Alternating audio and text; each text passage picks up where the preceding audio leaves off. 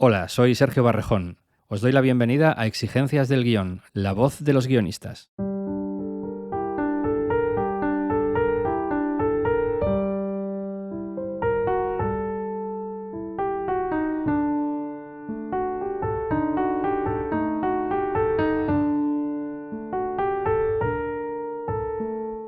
Carlos García Miranda es guionista de series como Física o Química El Reencuentro, Los Protegidos El Regreso, El Internado o Cuerpo de Élite, entre otras. Pero también es un novelista de éxito con títulos como Conexo, Enlazados o El Club de los Lectores Criminales, que se convirtió en un largometraje producido por Netflix y cuyo guión estaba escrito por el propio Carlos García Miranda.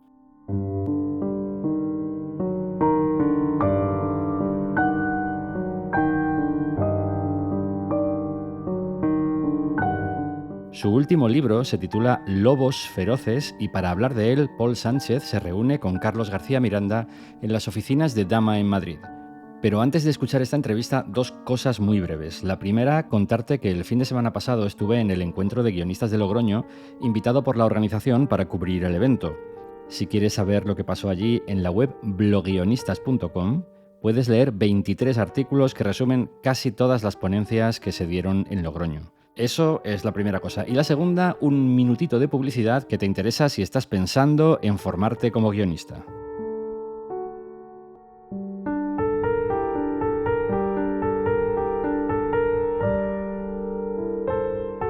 El episodio de hoy está patrocinado por el Máster en Escritura del Guión Audiovisual que organiza el GAC, el Sindicato Catalán de Guionistas, junto con la Universidad de Barcelona y la Universidad de Lleida.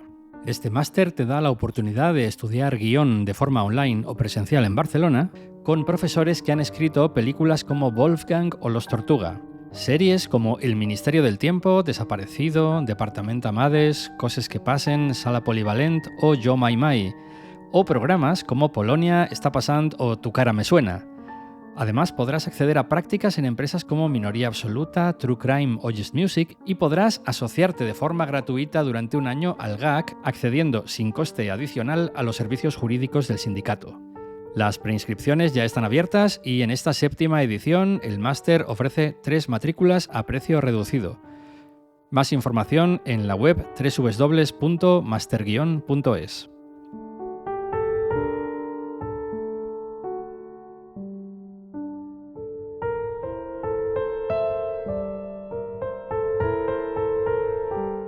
Y ahora sí, vamos a escuchar la entrevista de Paul Sánchez a Carlos García Miranda, autor de la novela Lobos Feroces.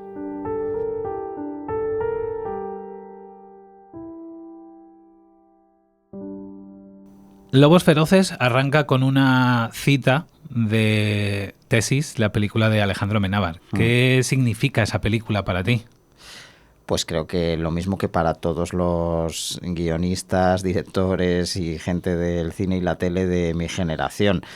Fue un cambio radical en el panorama audiovisual. De repente un chaval que ni había acabado la carrera nos lleva a todos al cine.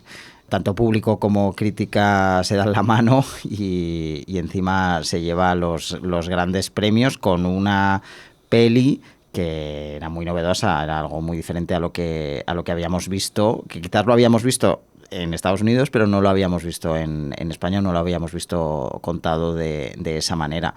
Y nos abre a todos los ojos, los aspirantes sobre todo, yo creo, por lo que he comentado con compañeros y demás de mi misma generación, lo que nos hace pensar que podemos conseguirlo, que podemos hacer ese tipo de historias y acabar contándolas en un cine o en la televisión.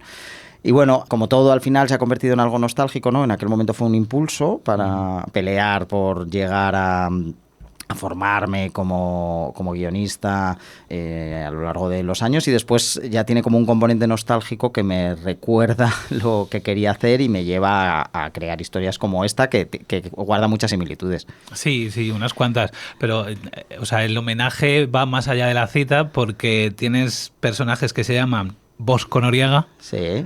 Que Bosco era el personaje interpretado por Eduardo Noriega. Efectivamente. Y Figueroa, que es el personaje Figueroa, que era el muere malo. al principio, sí. Bueno, sí, el malo. Bueno, uno de ellos. A ver, soy bastante obvio.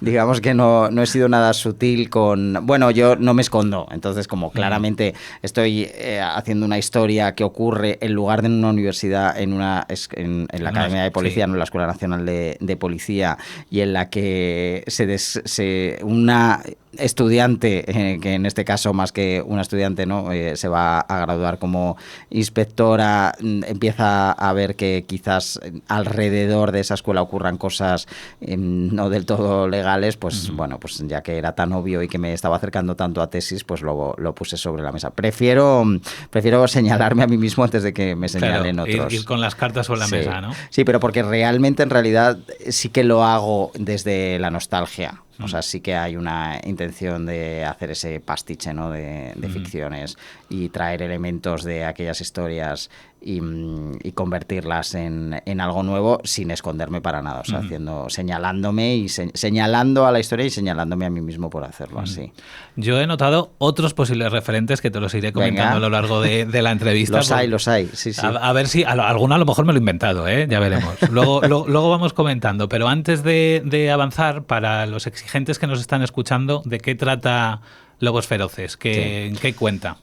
Pues cuenta la historia de de Otero, que es una futura inspectora a muy pocas semanas de convertirse en inspectora de policía, que como todos estos inspectores de ficción tiene un trauma del pasado, en este caso la pérdida de su padre, por investigar un caso ocurrido en el entorno de la Sierra de Guadarrama, relacionado con la desaparición de menores, que para su tesis final y poder graduarse, insisto en esa referencia más que subrayada, para su tesis final recupera ese caso de su padre y trata de resolverlo. Y al tratar de resolverlo, pues descubre que quizás los responsables no están tan lejos ni de su padre en aquel momento ni de ella, es decir, que están relacionados con la Escuela Nacional de Policía.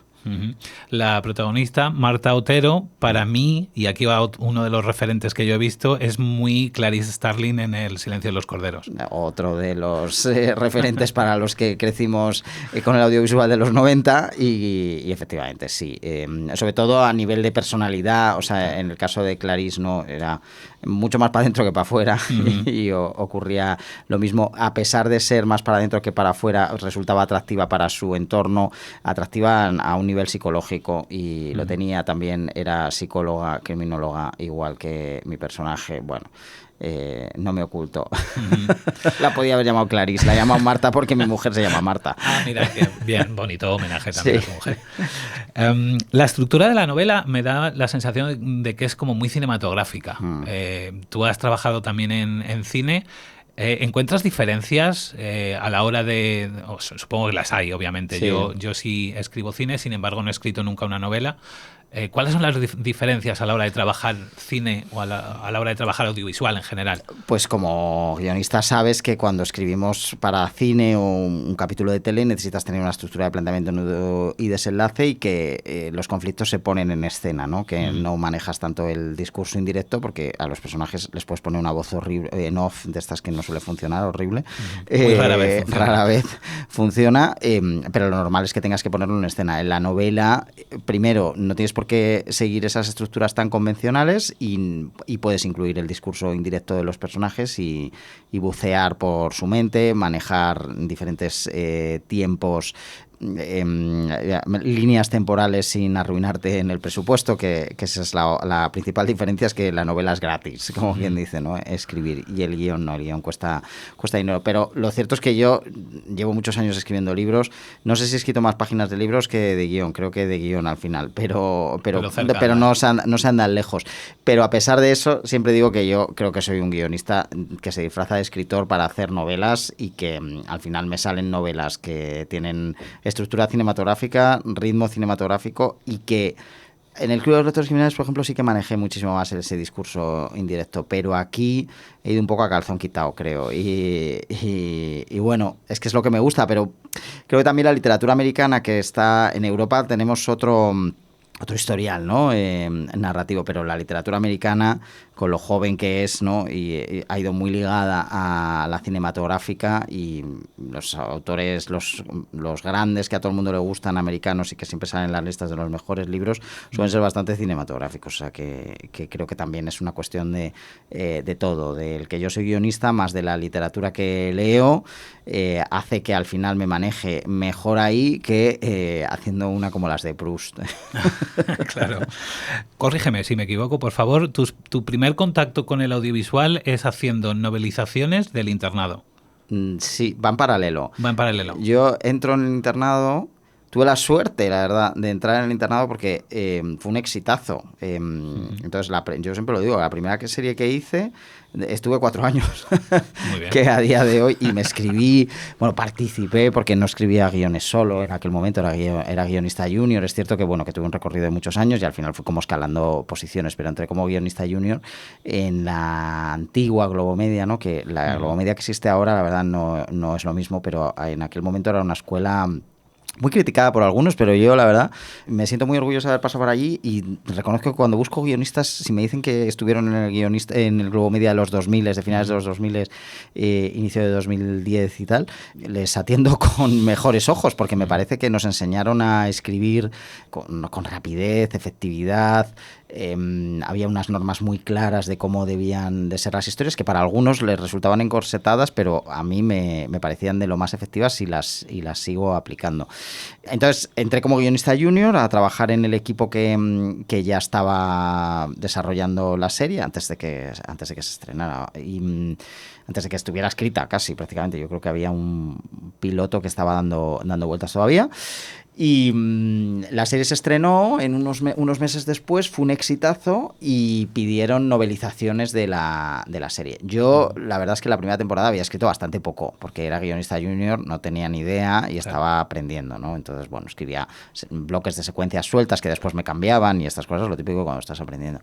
Y ofrecieron escribir las novelizaciones, y yo me apunté, dije que las quería escribir. Las hacía Planeta Junior en aquel caso, porque eran para niños. Entonces teníamos que traducir esos guiones de la serie a páginas de narrativa comercial, llamemos, ¿no? Entonces cada guión eran de los de 70 minutacos, los teníamos que reducir a 20 páginas de Word, y cada libro de esos tenía 3 capítulos. Lo hicimos unos cuantos guionistas, la mayoría se cansaron de hacerlo porque era muy costoso. A mí me gustaba porque yo siempre había querido publicar el libro, había ya navegado intentos, ¿no? De esto que te presentas al concurso de tal, con este cuento y demás. Y nada, empecé continué haciéndolo. 17 libros creo que hicimos del internado, en paralelo mientras escribíamos los guiones. Y yo aprendí a escribir guión y esa narrativa comercial a la vez, porque aprendí a traducir los guiones. Entonces tenía que coger ese guión que ya estaba escrito, traducirlo a la narrativa, mientras iba aprendiendo a escribir para el libro, iba a la vez escribiendo guiones. Total, que me fue bien. Es que estaba pensando que me parece una escuela maravillosa para aprender tanto a escribir novela como para escribir guión. La verdad es que pocas veces puedo decir en mi vida que he estado listo, pero en aquel momento estuve listo. Tenía pocos años, 26 años. Recuerdo perfectamente que me quedé un verano sin vacaciones para hacer el primero de los libros. Me ayudó la novia de un amigo, que la mando un beso desde aquí, Lucía, de un amigo director, de Dani Romero. Me ayudó a aprender a escribir esos libros, y cogí carrerilla. Y tuve mucha suerte. Y la verdad es que aprendí a hacer ambas cosas. Y pues como luego fueron tantos libros y tantos guiones, ya te digo, fueron 4 años y pico lo que estuve en Globomedia con el internado. Hablemos de Lobos Feroces. Lobos Feroces es una novela que tú arrancas, si no me equivoco, a partir de un documental que habías trabajado. Sí. ¿Sí? Cuéntame un poco cómo es eso. Pues fue en paralelo a lo de los libros del internado, porque ¿También? Más o menos es de la misma edad. Fue un poco antes. Yo, a través de una conocida del Escorial, pasando allí una tarde, me entero de que hay una leyenda de un niño que desapareció en el Monte Abantos en 1800. En aquel momento me dan otra fecha, pero con lo que me quedo es con que hay una leyenda de un niño que desapareció y de un fantasma que supuestamente se está vengando por el monte. Pasa el tiempo, eso se queda ahí en mi memoria. Pasa el tiempo, me pongo a estudiar comunicación audiovisual, aparecen unas subvenciones para un corto y para rodar cortometrajes, y escribo un cortometraje de terror. ese cortometraje de terror que Perdón, totalmente ficcionado. Totalmente ficcionado. En aquel momento era un cortometraje de ficción bastante malo. Pero me dieron la pasta para poder rodarlo. Entonces, bueno, empecé a diseñar, pues estos cortos que diriges, produces y escribes tú, haces todo. Me fui con una cámara de fotos a localizar donde íbamos a rodar ese corto, porque tenía como para poder conseguir esa pasta tenía que rodarlo, claro. Me fui al Monte Abantos y a la zona del Escorial a buscar esas localizaciones. Entonces pregunté a transeúntes que pasaban por allí, ¿conocéis la historia del niño Pedrín? Y de repente me contaron una muy diferente a la que a mí me habían contado. Y pregunté a otros y fue otra respuesta distinta. Entonces ahí empecé a investigar, ya me empecé a separar de la ficción que yo había escrito y empecé a investigar qué leches pasaba con una muerte de un niño y una desaparición que uno me decía que había sido hace 10 años, otro me decía que había sido hace siglo y medio, uno que es que le habían chupado la sangre los monjes, otro que le habían atropellado. Y descubro que hay efectivamente una historia real de un niño que desaparece en 1892 en los alrededores de, bueno, en concreto la última que se le ve es dentro del monasterio del Escorial, y que aparece un par de meses después y que hay una instrucción en torno a su desaparición por la que acaba condenado, hablando mal, el tonto del pueblo, porque es como lo consideraban el personaje del chato, pero que al mismo tiempo las voces en el pueblo dicen que, ojo, igual esto tuvieron algo que ver los frailes agustinos, y que toda esa realidad a lo largo de los años, y en este caso el siglo y pico que ha pasado, se ha ido convirtiendo en una leyenda, en un mito en el que la historia casi ya es de fantasmas y de espíritus del espíritu del niño que se aparece por el Monte Abantos. Bueno, entonces convierto ese corto de ficción, que no se perdió nada en la industria en realidad, en un documental en el que trato de entender qué ocurrió con el niño Pedrín,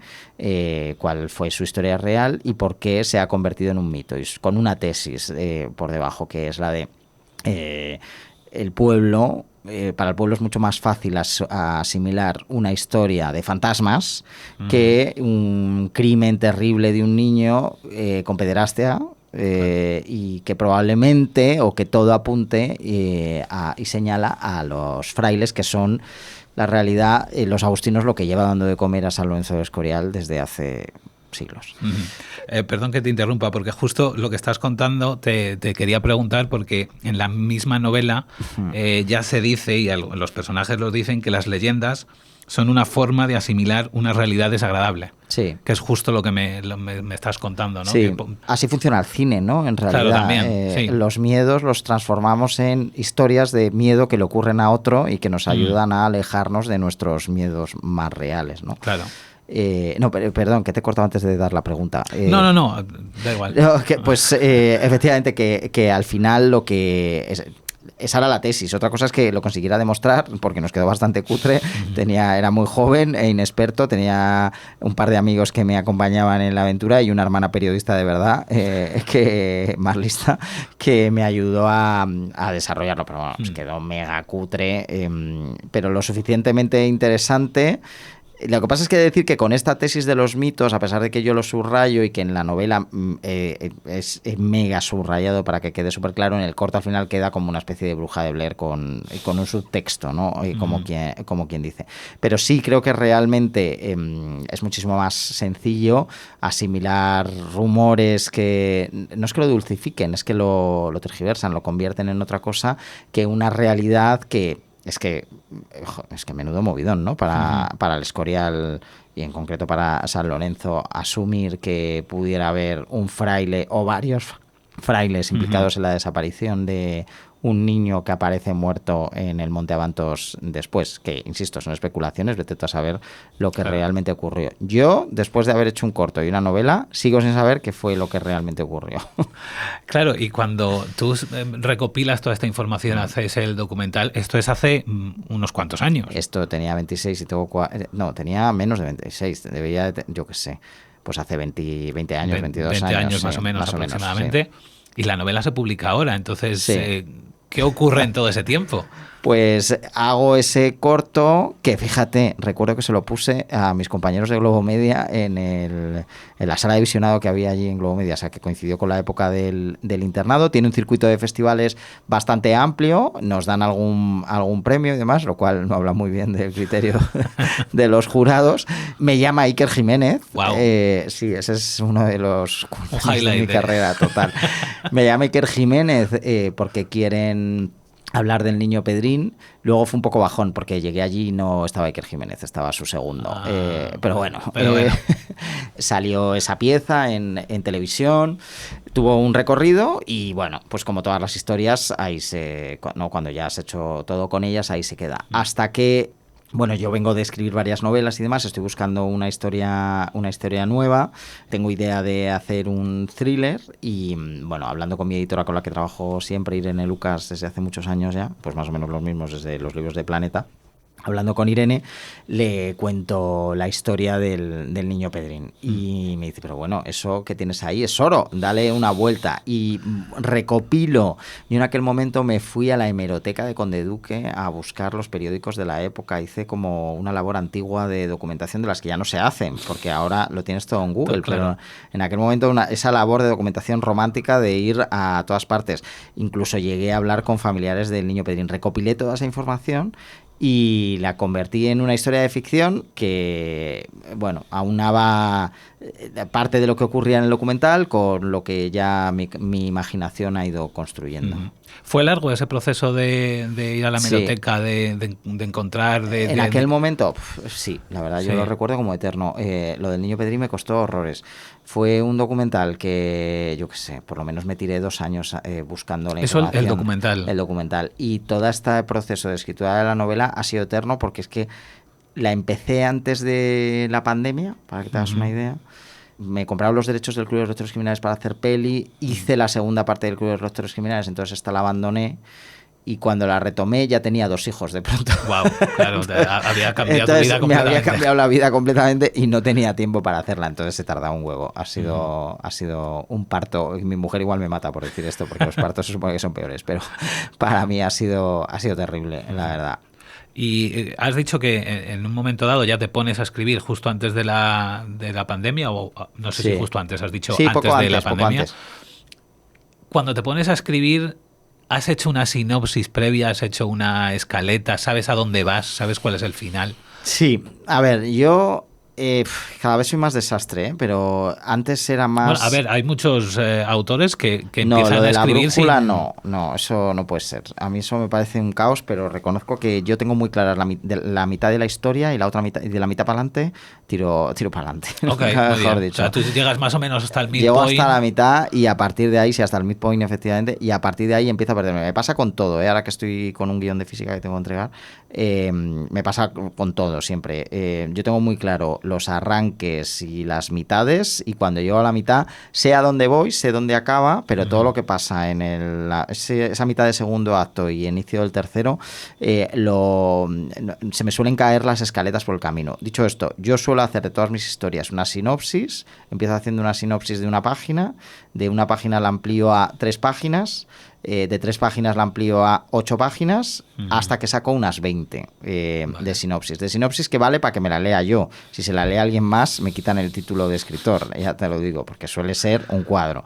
Todo eso. Entonces suelo conseguir siempre tener unas 20 páginas de historia. Me da igual que sea una peli que sea una novela. Entonces cuando ya tengo esas 20 páginas, después trato de sacar estructura y decir capítulo 1. Y entonces le doy al capítulo 1 lo que correspondería de esas 20 páginas. Entonces digo, pues son estos 3 párrafos. Y esos 3 párrafos trato de duplicarlos. De nuevo escribiendo para mí y fatal. Incluso, pues mira, cuando hice Conexo hace muchos años, como tenía una inspiración en Donnie Darko, pues a los personajes, al protagonista le llamaba Donnie. ¿Sabes? No sabía ni cómo se llamaba todavía, pero es verdad que iba haciendo esto. Y además también es verdad que no especifico, o sea, si el personaje tiene que sacar la llave de la caja fuerte, pues no cuento y entonces hace esto y desactiva el cuadro, digo, y saca la llave y pongo entre paréntesis, ya veré cómo hago esto. ¿Sabes? Entonces me suelo sacar ese tipo de esquemas pero que son considerables, que son de bastantes páginas. Entonces, cuando ya llego ya he ampliado esas 20 páginas, de ahí ya igual ya tengo 40 de las que tirar. Tengo 2, 3 páginas por capítulo. Y entonces ya una vez tengo eso, empiezo a escribir de verdad y empiezo a tomármelo más en serio. Y ya te digo que normalmente ese trabajo que te estoy diciendo, saco 2, 3 páginas de todos los capítulos, no es verdad. Hasta la mitad más o menos saco eso. A partir de ahí empiezo a sacar menos y del último tengo 3 líneas. Y entonces esas últimas partes suelen ser un infierno ya.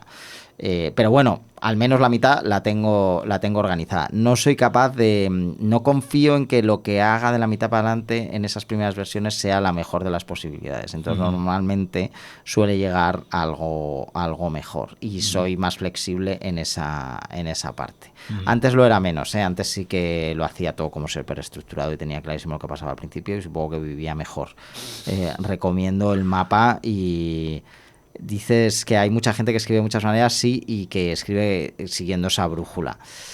Yo qué sé, yo creo que las mejores novelas son y las mejores historias son las que están bien estructuradas. Bien pensadas, bien armadas. Yo creo que sí, la verdad, creo que sí. Pero bueno, a lo mejor... A ver, cada uno tiene su proceso. No, y seguro que, yo qué sé, que los más artistas lo hacen así, pero yo no me siento artista para nada, me siento trabajador, currante de las letras, me siento.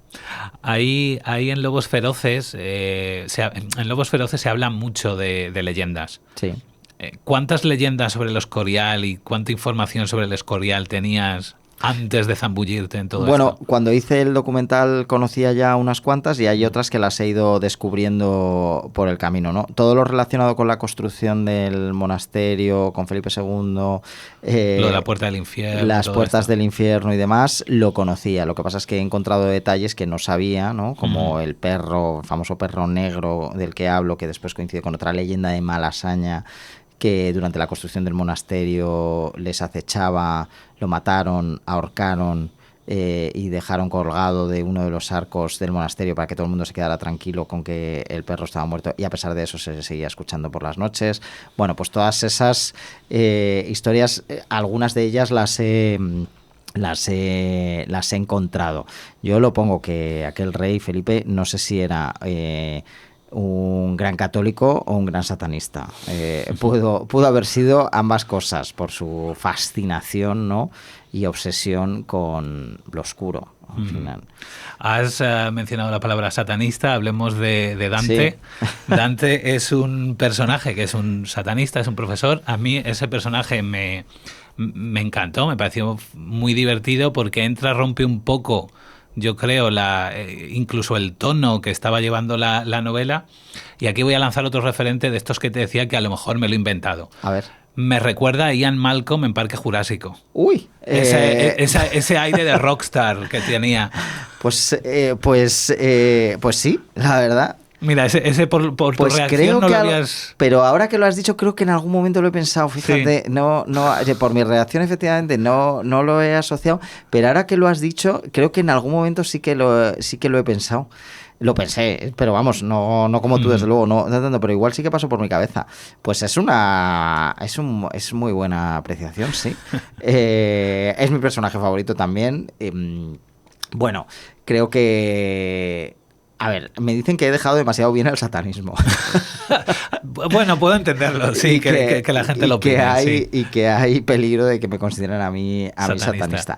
Todo esto viene por un artículo que encontré en El País que escribió un tío muy listo que se llama Che Peligro, Sergio Fanjul, que es periodista del País desde hace muchos años y que no somos colegas, pero bueno, sigo su carrera hace muchos años y nos conocemos y sigo lo que escribe, y que publicó en El País, pero fíjate, o sea, que era una cosa pequeña porque era la sección Madrid y demás, que era se titulaba "Estos son los nuevos adoradores de Satán", y entonces en ese artículo hablaba de que había una nueva generación de satanistas que pedían respeto por el satanismo, que no mataban cabras en conciertos ni hacían rituales oscurantistas, o si los hacían no entraban desde luego a alardear de ello ni a explicarlo, y no parecía que hubiera niños muertos por el camino, y que pedían en una sociedad laica, que querían que se aceptara el satanismo como religión y que se respetara y que se conociera de otra manera. Entonces, uno de los que entrevistaba era el presidente de la Asociación de Satanistas de España, que se movía muy bien en redes, por lo que vi. Uh-huh. Tampoco era que fuera influencer, pero se movía bien en redes, tenía un aire algo seductor, ¿no? O sea, vamos, no digo que fueran vídeos de... No era un seductor nato, ¿no? Pero sí que podía ser alguien que generara esa seducción y que decía cosas muy interesantes sobre el satanismo que a mí me encajaban. Que dije, uy, a ver si voy a ser satanista. Y no lo sabía. No, la verdad me parece más parecido a una manera de ver la espiritualidad que a una religión. Esto también lo diría, ¿eh? No creo que sea una religión con todo lo que... Bueno, no lo sé, porque... igual me meto en un lío con los satanistas y vienen a darme una lección, pero sí que me pareció que la espiritualidad de la que hablaban y del el culto individual, ¿no? Me parecía de lo más interesante. Y también me encajaba esto que decían de en una sociedad laica igual tenemos que escuchar todo, ¿no? O sea, estamos permitiendo ciertas religiones y luego hay otras con las que ya, si alguien te dice que es satanista, no, pues echas un poco a un lado, sí. te mueves. Y bueno, investigué más sobre ese satanismo y pensé, bueno, hay algunas cosas que están inspiradas en la realidad. Por ejemplo, ellos dieron un seminario, estos satanistas que ya te hablo del periódico, en la Complutense y se lo boicotearon igual. Y yo le he convertido a Dante en un profesor universitario al que también dice que le han boicoteado por hablar de satanismo en la universidad. Claro. Y sin embargo tiene la clase llena, que yo creo que eso también pasa, ¿no? Si hablas de satanismo, probablemente unos te lo boicoteen, pero otros quieran ir a escuchar lo que dicen. Al final es un tema que yo creo que como seres humanos siempre nos vamos a sentir al menos un poquito atraídos. Sí. Por todo esto. Sí, porque está como lleno de interrogantes, claro. Y hay mucha leyenda urbana alrededor, ¿no? De los casos Epstein y qué es lo que ocurre y si hay una relación con el satanismo o no. Y bueno, pues me parece que un personaje que quieres que sea un héroe, pero al mismo tiempo tengas que desconfiar de él y que no tengas claro si es el bueno o el malo, pues debía tener esa componente de un tema espinoso y también cierto atractivo. Yo siempre digo que Mad Men no funcionaría igual si el personaje de Jon Hamm fuera feo. Claro. Ya te lo digo. En absoluto. Solo funciona porque está buenísimo el señor, ¿no? Entonces, bueno, pues cuando tienes un personaje que lo que le rodea puede ser muy negativo, hazlo muy atractivo, que seguro que consigues otro resultado. Claro, bueno, esa reflexión me parece muy, muy interesante, muy cierta también. Muy básica también, ¿eh? Sí. Muy de casting, de busquemos uno guapo, que si no, esto no se lo cree nadie. Bueno, pero eso a los productores y los que ponen el dinero, los financieros, les suele gustar esa idea. Sí. Voy a lanzar otro referente, pero este no es de cine, este es literario. Sí. Me recuerda a El nombre de la rosa. Sí, bueno, también hay una referencia mega clara, ¿no? Con ese fraile ciego.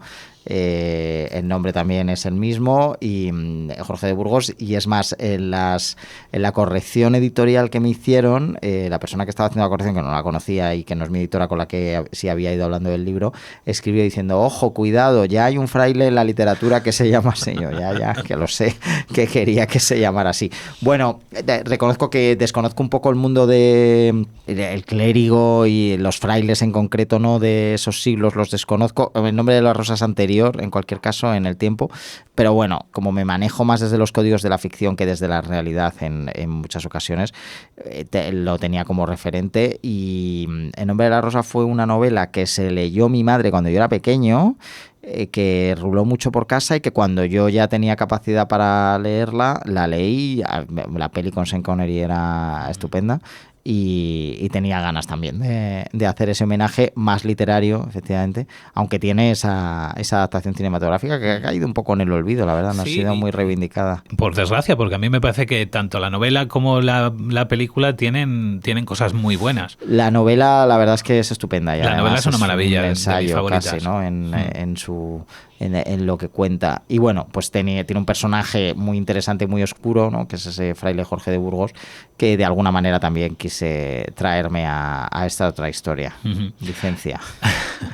Te has hecho un hueco en la industria dirigiéndote un poco hacia el público juvenil. Sí. Y sin embargo aquí como que intentas cambiar un poquito hacia un público más adulto, ¿no? Bueno, tampoco me ha salido muy allá porque al final les he puesto estudiantes. Si te fijas...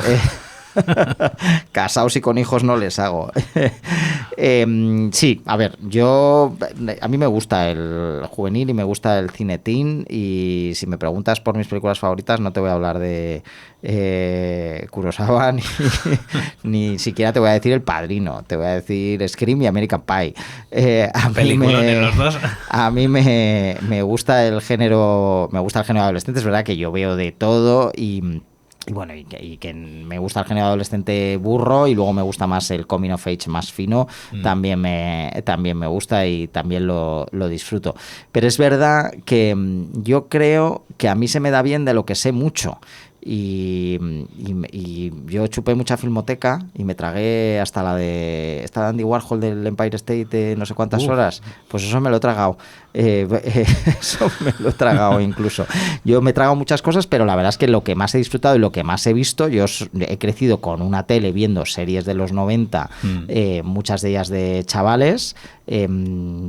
En aquel momento Dawson Crece, que ahora la gente está reivindicando, que flipo. El otro día un colega mío, Iñaco, del Mundo, escribió una columna a favor de Dawson Crece y dije, mira, manda narices, ahora que es un listillo, es un tío estupendo, está también hablando de Dawson Crece, y yo decía hace 20 años, Dawson Crece es estupenda, y todos me miraban como, pues eso, yo he crecido con todas esas pelis, con todas esas series, con el cine de un guionista que siempre hablo, que es Kevin Williamson también, que es de Scream, pero bueno, también con Buffy, y todo ese tipo de ficción al final es la que yo sé hacer, la que más conozco, y hago Física o Química y Los Protegidos, que no está nada lejos, ¿no? en sus nuevas versiones. Es verdad que en los libros yo empecé a escribir juvenil porque, como estaba haciendo los libros del internado, los contactos que yo hice en Planeta eran de juvenil y fue lo primero que me ofrecieron. Fue de manera orgánica. Fue de manera orgánica. También es verdad que he hecho adulto con seudónimo.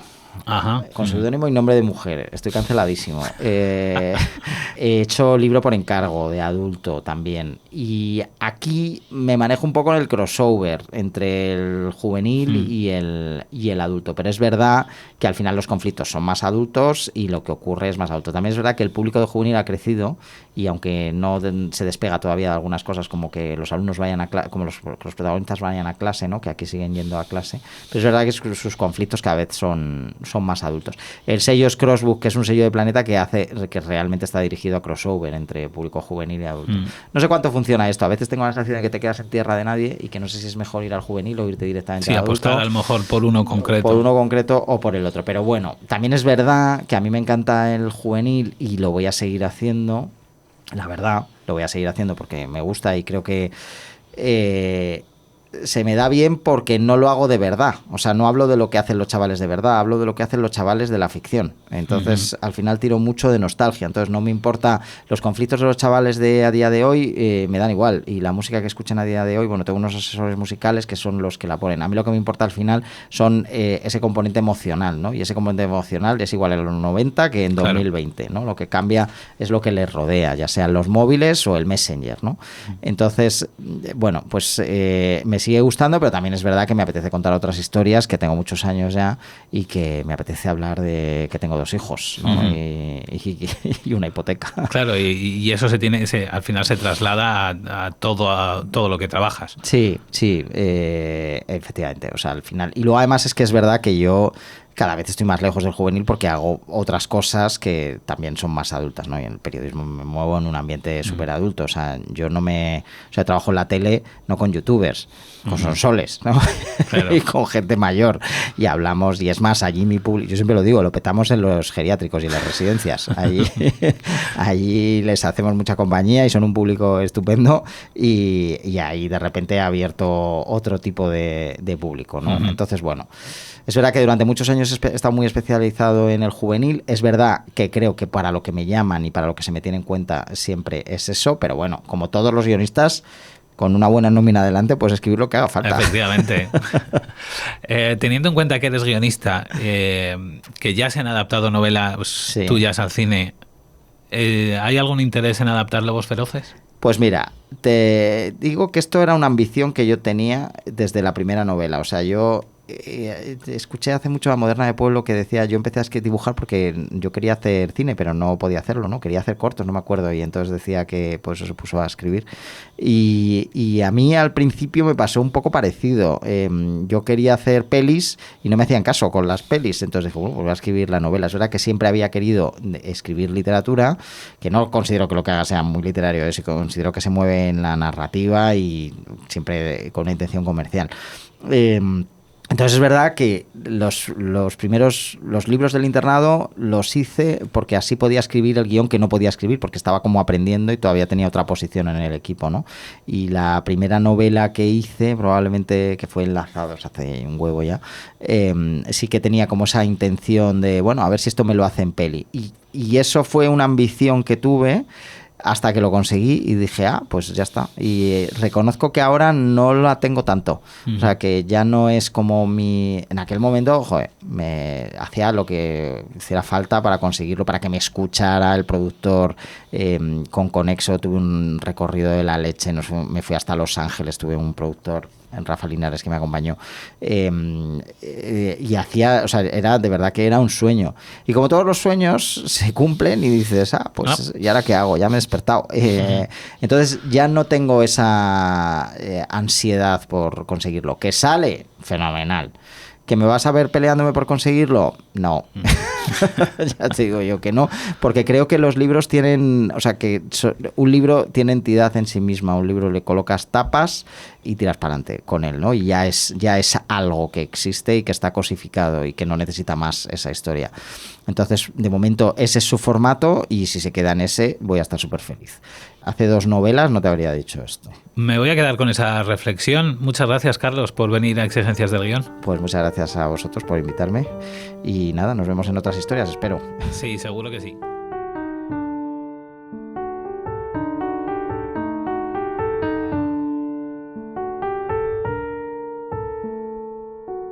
El episodio de hoy ha estado patrocinado por el Máster en Escritura del Guión Audiovisual que organiza el GAC, el Sindicato Catalán de Guionistas, junto con la Universidad de Barcelona y la Universidad de Lleida. Si quieres estudiar guión de forma online o presencial en Barcelona, con profesores que han escrito películas como Wolfgang o Los Tortuga, series como El Ministerio del Tiempo, Desaparecido, Departament Amades, Cosas que passen, Sala Polivalent o Yo Mai Mai, o programas como Polonia, Està passant o Tu cara me suena, echa un vistazo a la web www.masterguion.es.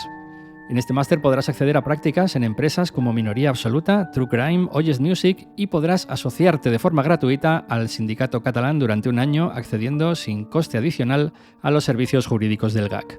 Las preinscripciones ya están abiertas y en esta 7ª edición el máster ofrece 3 matrículas a precio reducido. Recuerda, www.masterguion.es.